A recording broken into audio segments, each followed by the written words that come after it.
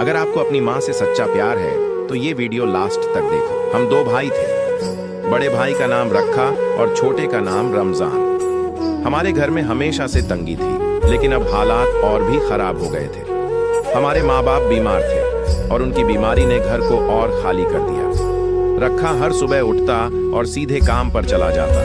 पेट, हाथों में थकान, चेहरे पर झूठी मुस्कान और दिल में डर कि कहीं माँ बाप की हालत बिगड़ न जाए।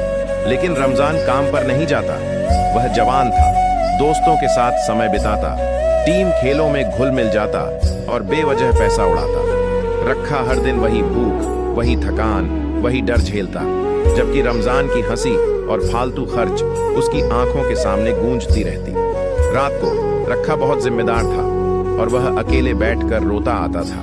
दीवारों की परछाइयां उसकी थकान और दर्द को बड़ा करके उभार रही थीं। उसकी माँ बीमार थी, घर में खाने के लिए बहुत कम।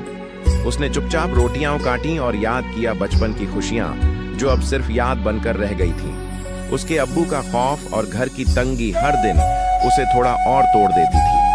उसने खुद से फुसफुसाते हुए कहा, मैंने सब झेला, सब सहा, लेकिन कोई नहीं जानता कि मेरी आंखों के पीछे कितनी रातें रोई गई हैं। क्या यह दुनिया मेरी आवाज तक सुन पाएगी?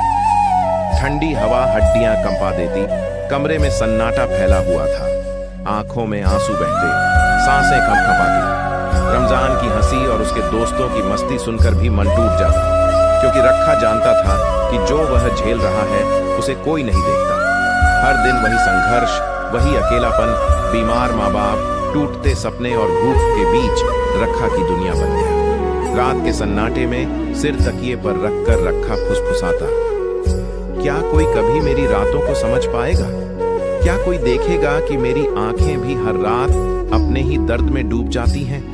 और जैसे ही घड़ी की सुइयां धीमे से आगे बढ़ती हैं, रखा की आंखों में रोशनी की एक छोटी सी किरण चमकती है, मानो दुनिया का दर्द उसके अंदर से नहीं मिटा, लेकिन उसने खुद को फिर भी संभालने की ठानी है। वह जानता है, भले ही अकेला, भले ही दुख भारी,